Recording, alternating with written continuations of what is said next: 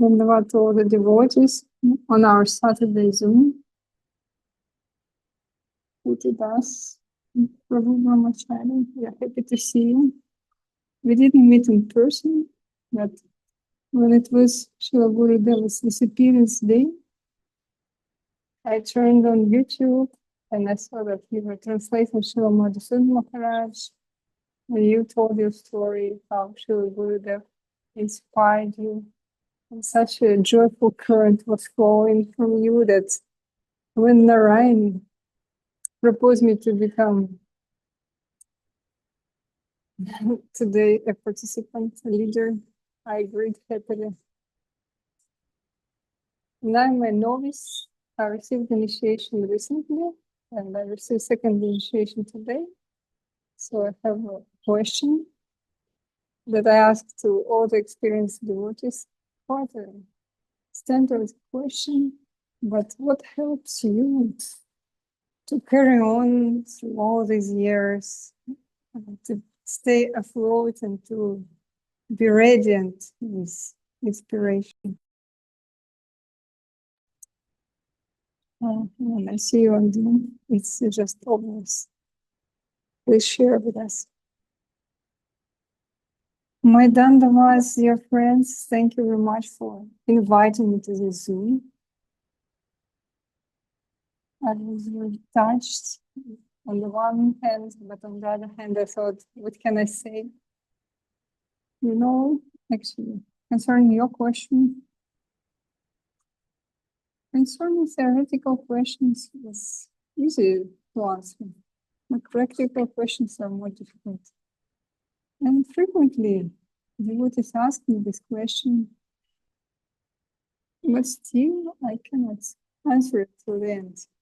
And first of all, I'm inspired by the association of the devotees, by each of them, in each and very special way.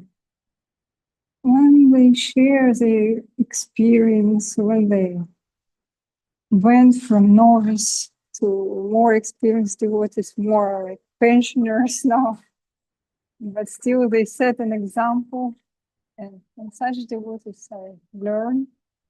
But new people who come in with fire eyes and enthusiasm, their enthusiasm is just contagious.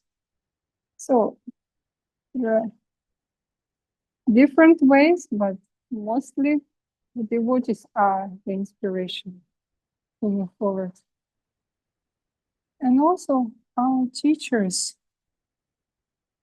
how they act independently of what happens to them, how they bring the message. And remember how Govinda Maharaj went around the world for several months.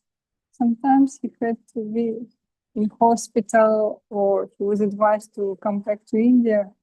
And he said, yes, of course. But then he flew to another country. And he did it for our inspiration. And although he said, I'm charging my batteries, he knew well that it's for charging our batteries. And the same is with Avadut Maharaj. Wherever he goes, he makes a festival, some joy. That's to inspire us for the spiritual movement. We see that our gurus, our preachers, they put a lot of energy to move us forward. And of course, the effort is not useless. They ignite new hearts and they inspire those who are already in Krishna consciousness. So the association of the devotees cannot but inspire us. And our leaders is the best example. Once Śrīla Madhusudana Maharaj said that Śrī Chaitanya Saraswati, he was voting maybe Śrīla Govinda Maharaj. So Śrī Chaitanya Saraswati month is a festival every day for those who participate. It's very important to participate as much as you can. And then with this common effort, with Nam Sankirtan, Harinam Sankirtan, something will come out. How do you prepare for the appearance day of Śrī Nṛsiṁhadeva? Well, the most important thing already happened. Our headliners came with Hrishikesh Maharaj and Śrīla Nṛsiṁha Maharaj. If they are here, the most important thing happened. We are preparing festival program. Today we have Saturday program, that's the main flow. We have in St. Petersburg, Saturday is the main day, and in Moscow it's Sunday with a lot of guests. So today we have more guests coming, and tomorrow is fasting. But in the evening, of course, we will meet and speak about the glories of Nṛsiṁhadeva and the devotion of Prabhupada Maharaj and how Govinda Maharaj joined to the mission on Nṛsiṁha Chaturdashi. We will discuss some other things. Okay, dear devotees, let us ask the questions. We have this exclusive opportunity. Another question is from Ananta Shesha Prabhu. Dandavad, why in Vedic society there is such a big importance given to the second initiation to Gayatri mantra? But in our society it's not that important. Well, before it was the only initiation. Then the knowledge was transmitted by diksha. The Guru Maharaj in Shri Guru, in his grace, he clarifies this moment. And he says that diksha cancels all your duties toward this world and actually gives you tabula rasa, new slate. The slate is cleaned. And it also gives you the paradigm, new paradigm of perception. And it was actually the only way to transmit the transcendental knowledge. You know that it comes from heart to heart and through learning, but the process of initiation was necessary as well, as some formal sign of this transmission of fortifying the mystical experience. But when Mahamandala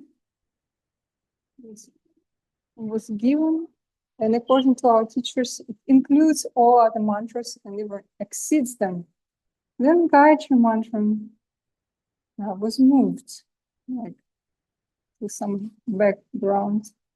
And also we know that in Vedic society, not everyone was wearing Brahmin thread. It was just for the higher class society, Brahmins.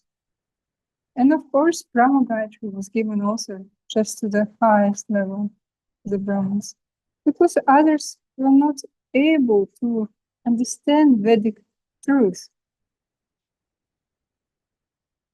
Because you also have to have some nature.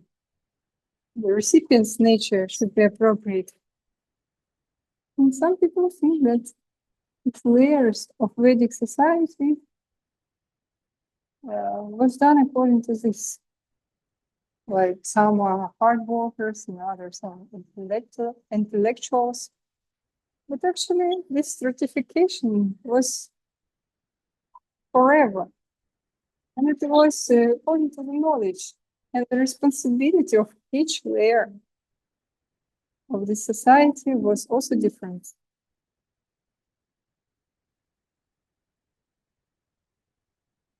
For example, if some intelligent man starts to drink and so on, everyone judges him. But if some hard worker man, he drinks a little bit and he says, okay, that's what I need. I know how much I need. And then other people say, wow, he knows what he needs. It's enough. He knows how to control himself. So, like different responsibility, different attitude, although the same amount of alcohol, maybe. So, if we compare Gayatri and Maha Mantra, you know this scheme. It's like circle within the circle. Can you see it or not? I'm not sure. Yes. So one small circle inside a big circle. So big circle is Maha Mantra. We were given it at the beginning, which can take a little bit long to receive, but still it acts from the beginning till the end, till you reach Krishna. And Gayatri Mantra is the small circle within it. It's given at some particular point, and when you qualified, then it acts until liberation and then stops. Although it's also revealed in the spiritual world as well.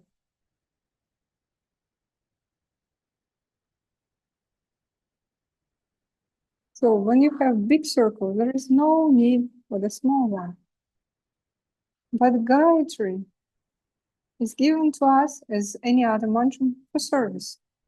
There are several types of service that you cannot fulfill without Gayatri, like being cook or doing puja and many other things, because kitchen is the extension of the altar and it's a mystic process.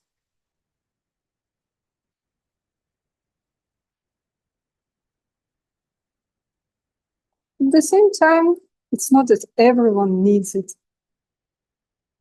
but it's given after some time to people who are established in Krishna consciousness, and he decided that he wants to live spiritual life. Gayatri is needs more responsibility, and Maha Mantra is more liberal. So you can chant Maha Mantra at any time, any circumstance. Gayatri requires some cleanliness, some particular time. So in our society, Gayatri Mantra was given to those who are not Brahmins, who were not Brahmins originally, by Śrīla Bhaktisiddhanta Saraswati Thakur first. He had this book called Brahmin and Vaiṣṇava. It was an argument first, now it's a book. It's available in Russian and in other languages. And there Saraswati Thakur, he first glorifies the position of Brahmins. And then he shows and proves, according to the scriptures and logics, that actually the position of a Vaiṣṇava is higher than the position of Brahman. So Gayatri Mantra is additional. It helps us to chant Maha Mantra and to serve to our Guru, to the deities, to the Vaishnavas, etc. Here, Anantashesh Prabhu wants to clarify.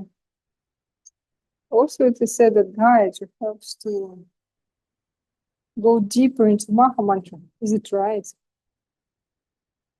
Yes, in some way. If we chant it in a proper mode and need, because Gayatri Mantra also has. Sometimes it says that Gayatri fulfills the wishes, the desires.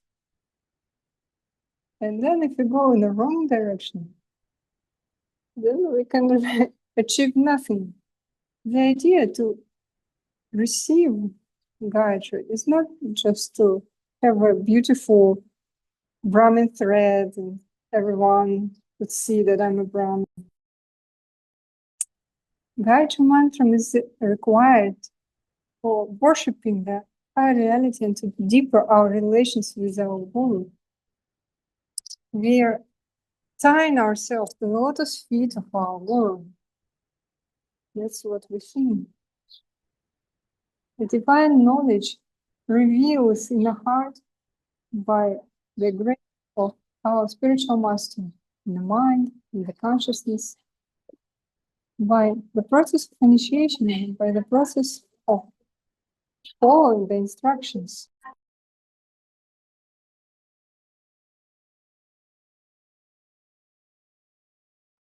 Please remind us why Brahma-Gāyatrī is not given to the women. It's a traditional thing. We have Tantra, we have Veda. A Vedic initiation is given to the most dignified. And Tantra initiation is given to both qualified and unqualified. And in the process of meditation and worship, with this mantra, the man becomes qualified. That's how it is explained.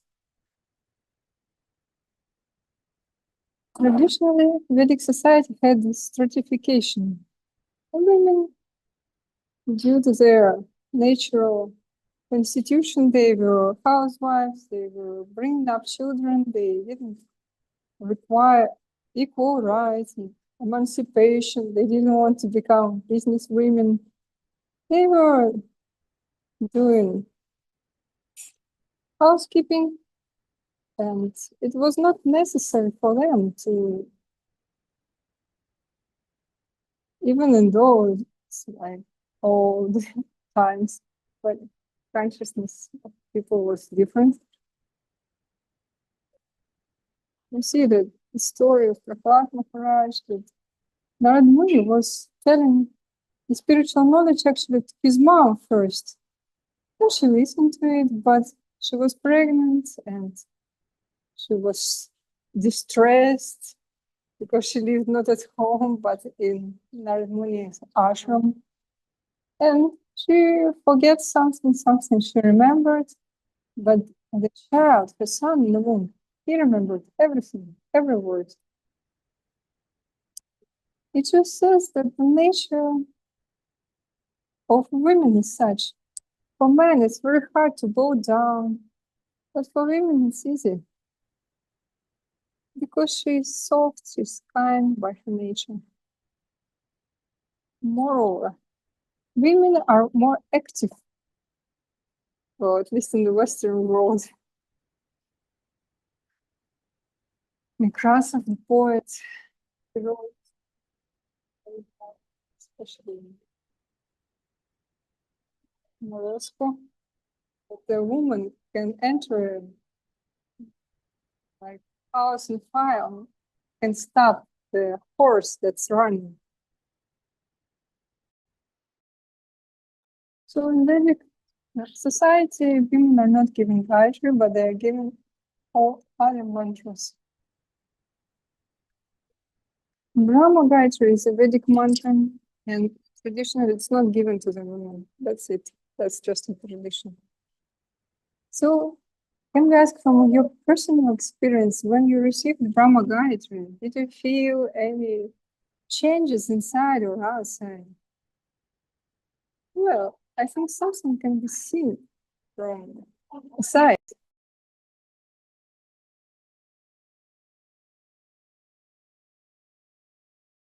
And it's hard to see something in yourself, especially something bad.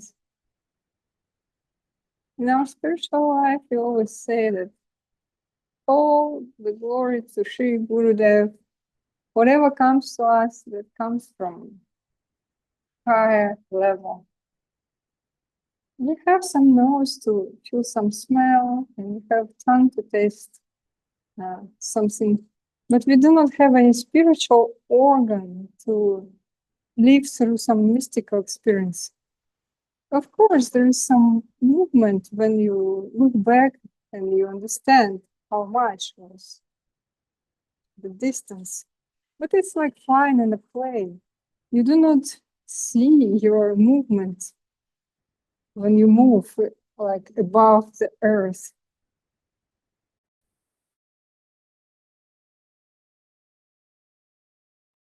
Dandavats and businesses from Vaiṣṇava, Moscow for. We have a question from Narayan. We have many responsibilities, and not always the practicing people can do everything, like following Ekadashi, 5 regulative principles, japa, service, reading Gitas, the third shloka of Shikshashtakam, visiting the temple, following the instructions of Guru. What's the most important and what cannot be broken by sure? What's the most important that will help you to live spiritual life? Once Sahadev asked Gurudev, is it necessary to use a cup and a spoon to do achaman? Gurudev laughed and told to Sahadev, you're a Bengali man. And he told a story. Some fakir, he was showing jokes, focuses to some village guys. And he said, I will show this, but if there is no Bengali man here, is there any? And everyone kept silent. Okay, here is, I have a stick. If I put it on the sand, it will become a tiger. And if I put it in the water, it will become a crocodile. And then there was one man who asked, what if you put it just in between the sand and water on the shore? And the magician said, you are Bengali man. And it's like us, we are always trying to find some loopholes. Why does it happen? Why do the devotees ask such questions? We have this small book that we give during the initiation, 10 offenses, that the glory of the holy name had 10 offenses to avoid. And in this booklet, we have 6 points of Sharnagati. But actually 5 are listed, and 1 is omitted somehow, mystically. And this point is the renunciation of the inauspicious things. And yeah, it happens.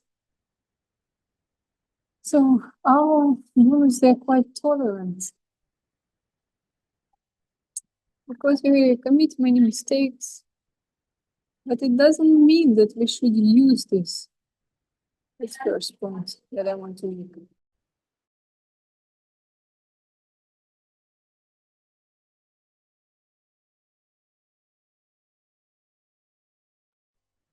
There are 2 videos that are called Always With You. One is Sati Sundar's movie about the Gurudev's disappearance.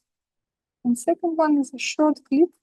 It's actually an audio with a photo of Śrīla Gurudeva, where Govinda Maharaj says that, I understand that many of my devotees, they are not practicing well enough.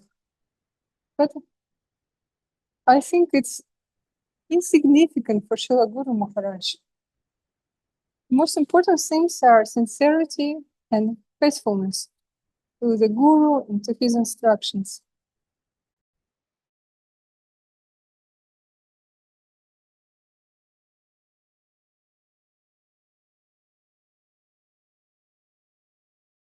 But he never said not to follow anything or didn't recommend it.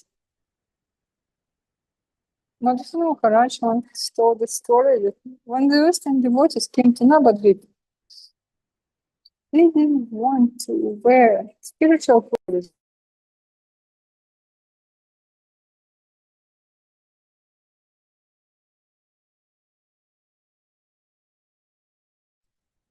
And Madhusudana Maharaj had to remind them about wearing dhotis and not shorts. And once he heard, oh, there is the Gurudev's dog comes, Serber. And then Madhusudana Maharaj told these devotees, do you remember you asked me, what can I do for Śrīla Gurudev? Yes. So you can wear like dhoti and sari for him. Really? Yes, he will be very happy to see that you are wearing dhoti and not shorts. So it depends how. Once we went to Ekachakra or to Delhi, and it was Ekadashi, and we didn't have any food with us. Ekadashi food. And in train there was only grains. And some devotees, they were hungry, so they said, okay, it doesn't matter, we take. And they started to take grains. One of the ladies said, well, actually, it's not important. I was keeping silence, but then mentioned, it is not said in any scripture, not any guru told that Ekadashi is not important. On the contrary, everyone mentions that it's very important. Even Srimati Radharani, when asked, how did you receive your position? She modestly says, I was watering Tulsi and following Ekadashi. Even the personalities of such caliber, they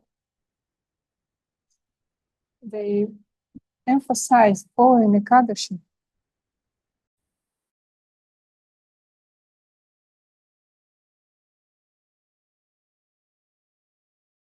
Well, you do not have to fast without water, but at least in a month we had this rule to fast till lunchtime without breakfast, and it was peanuts given. Buddhists were certain they were not lying unconscious because they were hungry. They were active with service because there are many vacations, more vacations, because Krishna wants to enjoy more, as Guru Maharaj said in his lecture about the Ekadashi. And so, therefore, we have more opportunities to serve to the divine world. And we have to use these opportunities.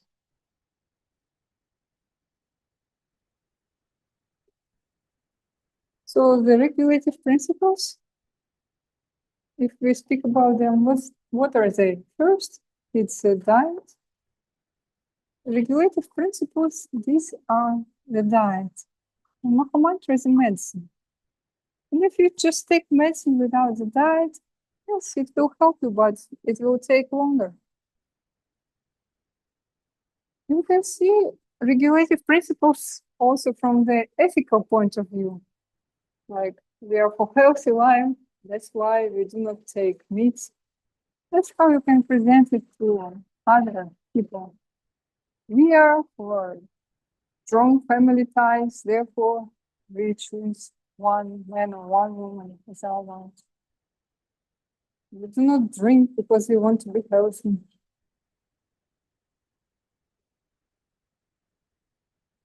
And also it is mentioned that in Kali Yuga, the sin lives in all these things, like meat, alcohol. And if you try to avoid them, so it's like you're avoiding the sin. And it is said also in the scriptures that it is nature of Kali Yuga to take meat, to drink wine, but if you want to live a spiritual life, you need to abandon all these things. Thank you very much. You just need to make up your mind. You want to follow it or not? No, pursue.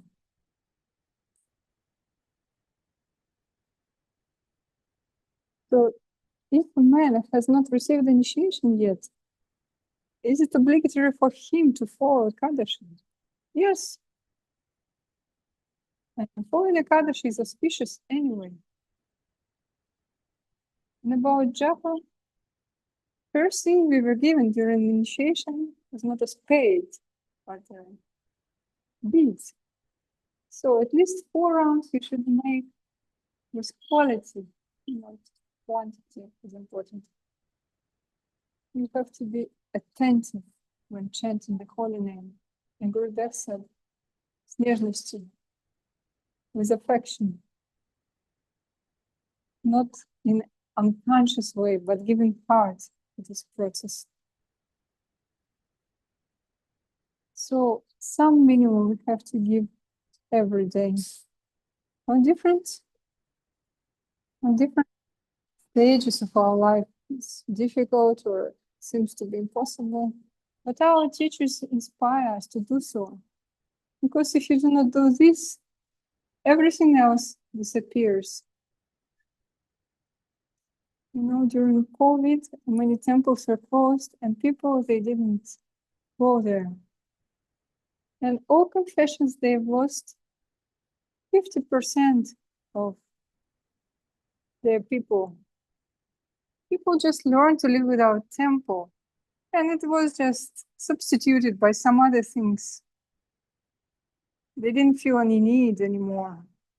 So if you want to save this necessity, you need to do it regularly. It's like a samurai or someone who practices martial arts.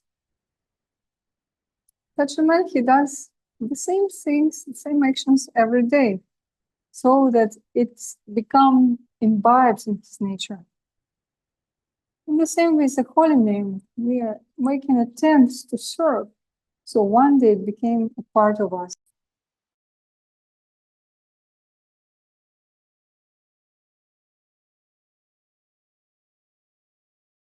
I just see that this is a big question. Yes, reading Gita and serving. Without service, nothing is possible. And third shloka of Shikshastakam. Once Goswami Maharaj asked Govinda Maharaj that, Gurudev, you always tell us about the shloka. Give respect to others, not to wait. Respect for yourself, to be tolerant and humble. When did you realize that? And Gurudev answered, out of desperation, I've tried everything. Even in this material world, if you want to persuade your boss or somebody else, if you are acting aggressively, what are the chances that you will achieve the goal? But if you come with some pleasant words, chances become high to achieve your goal. And in the spiritual world, it's without being humble and tolerant. It's impossible to chant the holy name forever. But if you follow the shloka, then you can chant the holy names forever. If you speak about visiting temples, they're built for you, for visitors. And instructions of the Guru. Our Gurus try to give us instructions that we can fulfill. And if it was given, we should try to carry them out.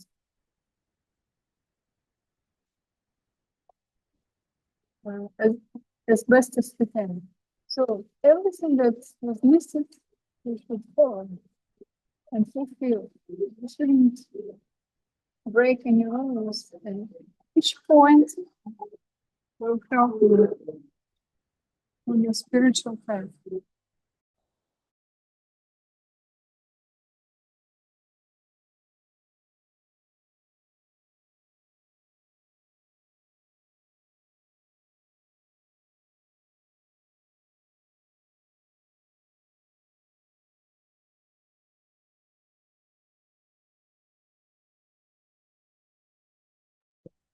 On the house, the Vaiṣṇava and University, public person, and about the person should be criticized or relatives who do not want to hear about Krishna.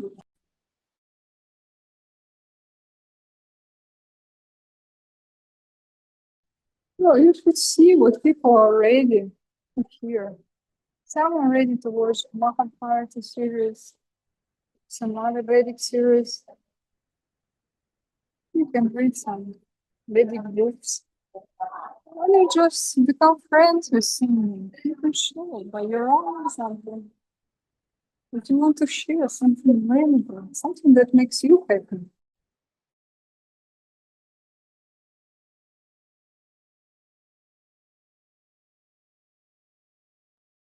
And then in a natural way, people will come and listen from you.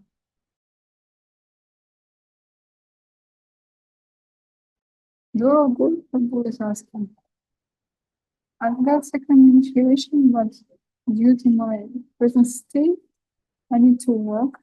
What are conditions when I choose my job and what to follow so that not to degrade and not to get out of my spiritual path? Well, first of all, it's about Brahmic people that have some restrictions about what kind of job they can get. But we received our Brahmin fed because of mercy of our rulers, and it never said that Brahmins like us should not work. Yes, of course it is.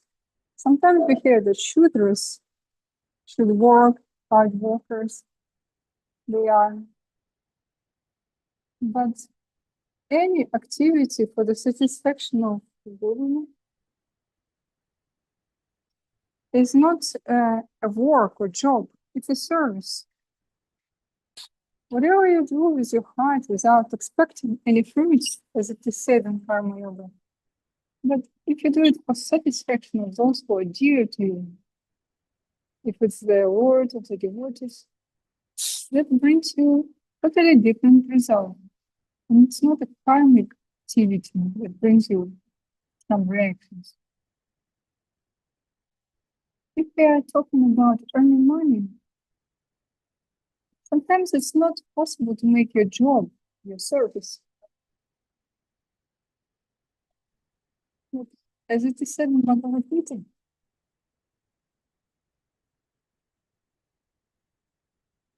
the fruits of your activity do not belong to you. Do not get attached to them. The things that come to you as a result of your activity. And although these fruits are not yours, do not abandon the activity. If you need to earn money or to sustain your family, then there is no other way, actually. And not to degrade, it's necessary to be in association, not just formal association, listening to the tourist lectures, going to the temple that can go down. You need to be active in your association, to have friends in Christian consciousness. Because in difficult situations in life, there are those who support us and understand us mostly.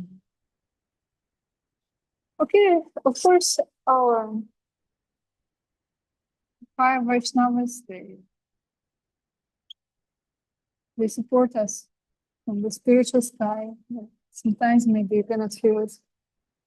And those who are near us, who are on the same level with us or a little bit better, they help us in some different inner problems or situations when we do not know where to go or where to step next. So their experience, their inspirations comes to help us to get out of the inner crisis. Therefore, Rupa Goswami in his Upadeshamritam, he says, all the association of the Vaishnavas in 3 lines help to those who are lower than you or beginning Vaishnavas, make friends with those who are equal and serve to those who are higher. So, another question from Arjun, please.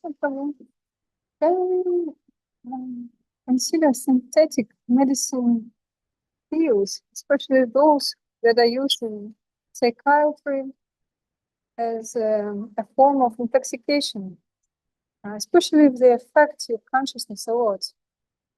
And can you be developed spiritually if you take them regularly? So it depends why, for what purpose you take them. If you take these pills, you are calm and you can serve, and you do not take these pills, then you will bother those who are around you.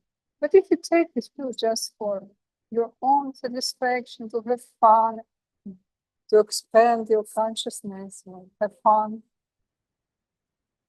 like taking LSD, etc. Prithu Maharaj explains that no amount of darkness can reveal the light. It may seem to us that we understood something more, but it's like dream in a dream. It's not the more clear understanding, but vice versa, less clear.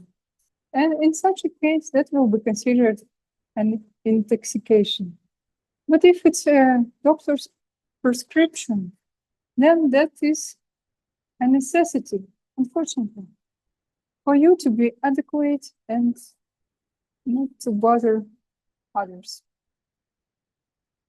Because sometimes we have different devotees, and some of them come to the temple, and if they took the pills, they are very nice and they serve a lot. But if they didn't take them, then other devotees think how to send them home back in a nice way. Thank you. I hope Arjuna will ask a question. And spiritual development is possible when you take these pills regularly, but also to some. Actually, our consciousness doesn't depend directly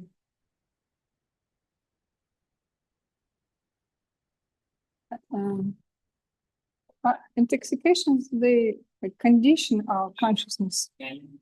But the Lord also sees our sincerity. And there is no reason to worry if it is a necessity.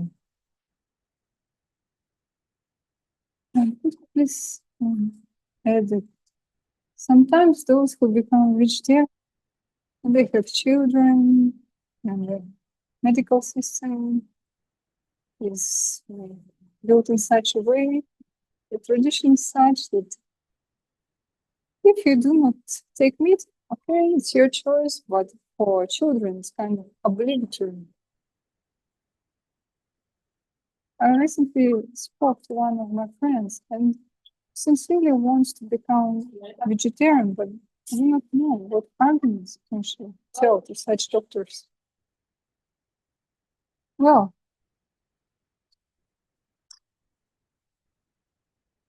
I regularly do medical checkup and I see what happens and how my body survives.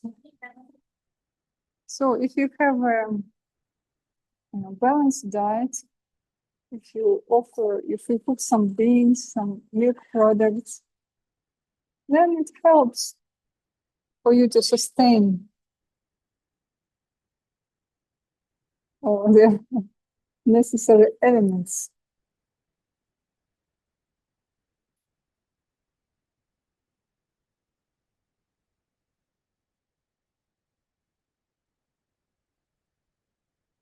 So we have some bacteria in our organism.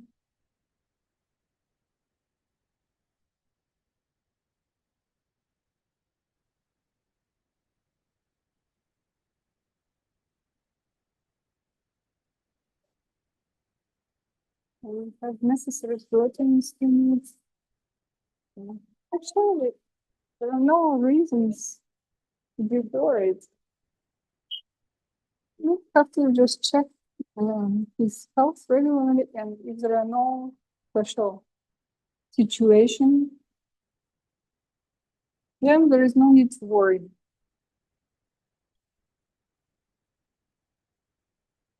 Okay, I need to speak about the medical checkup.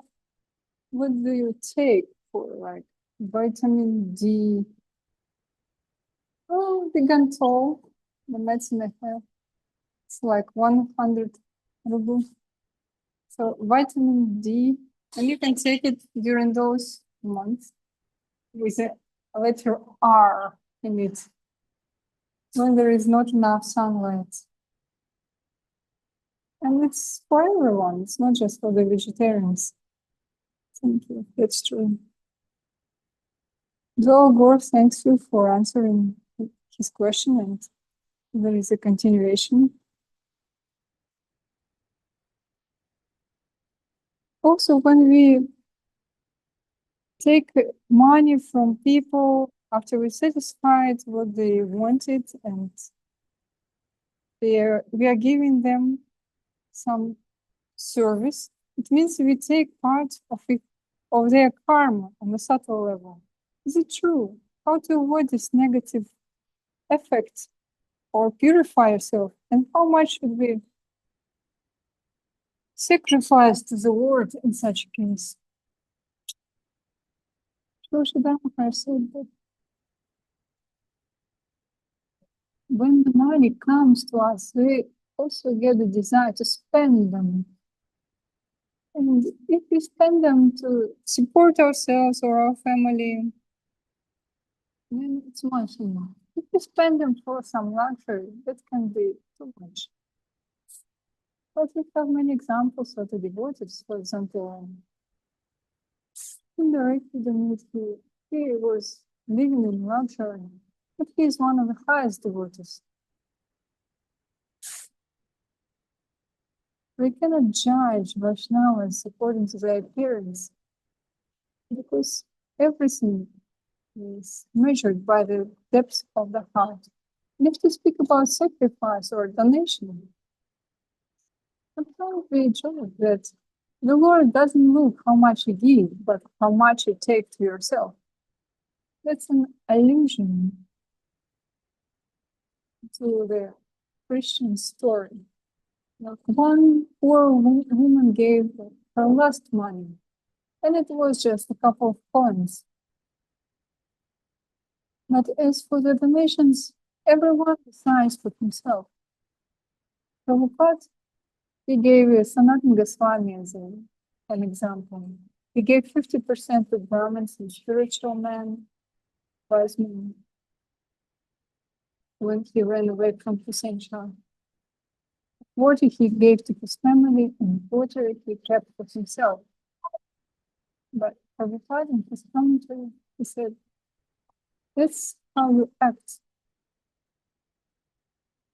Oh, no, he said, if you take a salary of a common man, then it means you will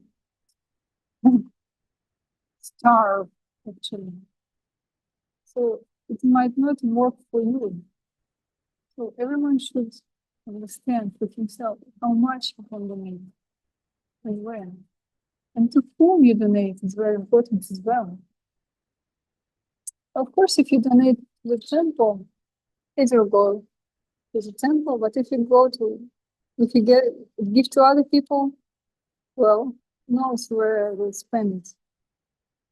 Sometimes you see some poor man near metro station, but it might be like a group of organized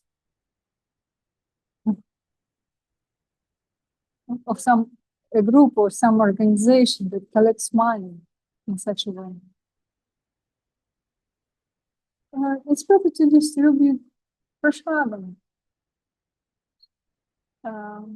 If you buy something and then offer to the Lord, but sometimes it can be thrown away by so-called hungry people.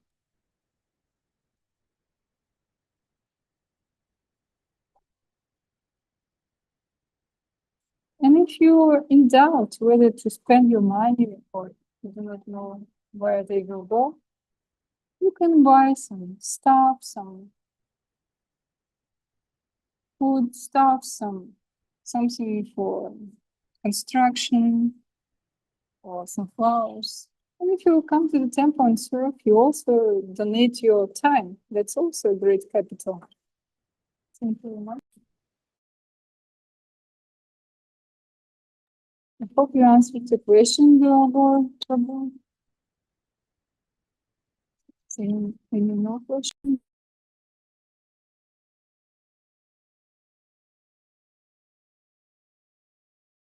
I also wanted to ask whether you have some spiritual dreams or ambitions, as they ask during they hire you for the work. Do you have any ambitions or dreams, goals to achieve? It's a strange question for me, actually. I'm just trying to do something every day. And the goal is eternal, to satisfy Guru and Vaishnavas. It doesn't change throughout the time. It's always directed to please them, to make them happy. Thank you.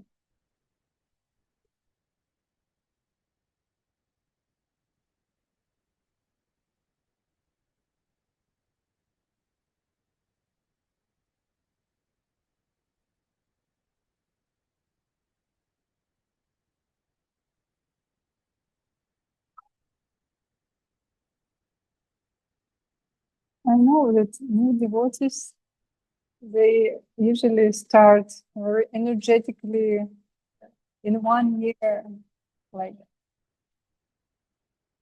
I wanted to become perfect devotee and to go to the spiritual world. As for by the devotees like you, for calm and regulated, and I understand that many different things can happen inside.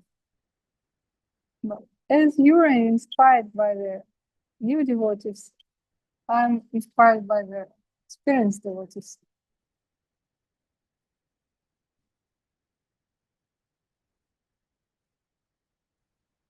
Well, it's good to be enthusiastic at the beginning, and for the rest of your time, you will search, you will be eager to find, to obtain that mood again. Another question is from Ryan. What's the most heartwarming memory that you had near Śrīla Gurudeva?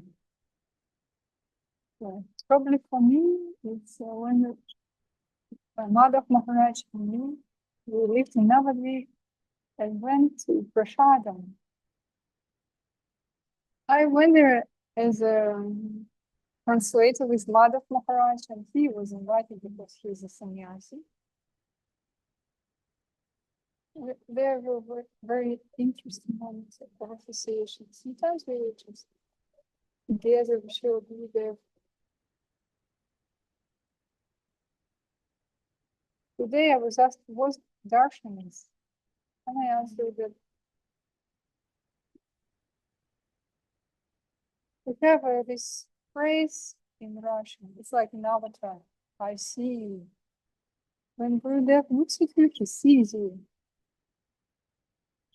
And his merciful glance,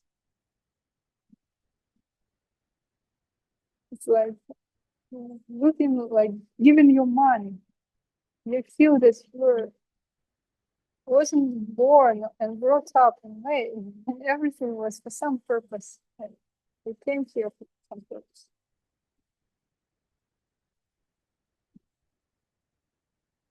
I think that such moments would be some opportunity to serve.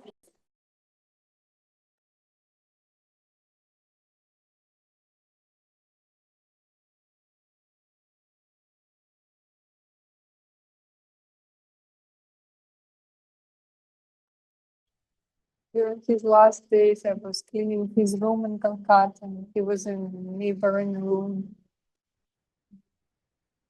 Sometimes in my dreams, he came to me. It was very meaningful and important moment for me.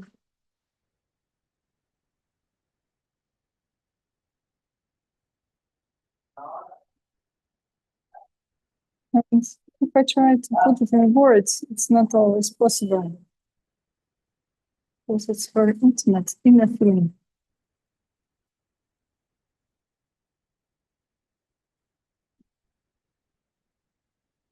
Thank you for sharing this. Sincerity is everything. Thank you. Appreciate it. Thank you, friends, for your sincere questions. I hope that I did not disappoint you with my answers. Who am I, actually? It's very, I'm very happy to meet you at any occasion. I don't feel that I can tell something special, but I'm happy, very joyful to see each of you and to stay connected online. We are grateful to you and we wish you to celebrate Śrī Nṛsiṁha's appearance. We wish you all the mercy.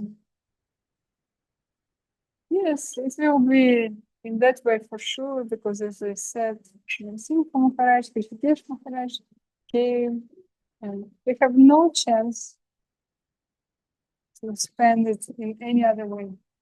Please send our dandavats from our temple to your temple.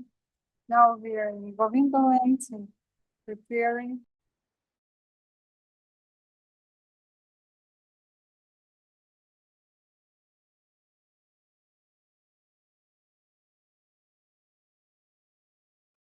Yeah, you know, it's a seva absorbing place. There are never enough devotees here. I'd like to tell a small secret. That's the situation in every temple. In every temple, they will mention to you that there are not enough people, we are not coping with it. Well, I do not see it as a problem. I see it as an opportunity, because it's so cool when you have service and the energy should flow. Oh yeah, we are provided for many, many years. But sometimes you have some seasonal tasks, some deadlines, and then when there are not enough devotees, it's quite difficult. Yeah, especially gardening. Yeah. Good luck to you in gardening and all other types of service. Please send our obeisances to all the devotees. We are praying for them and for their well-being.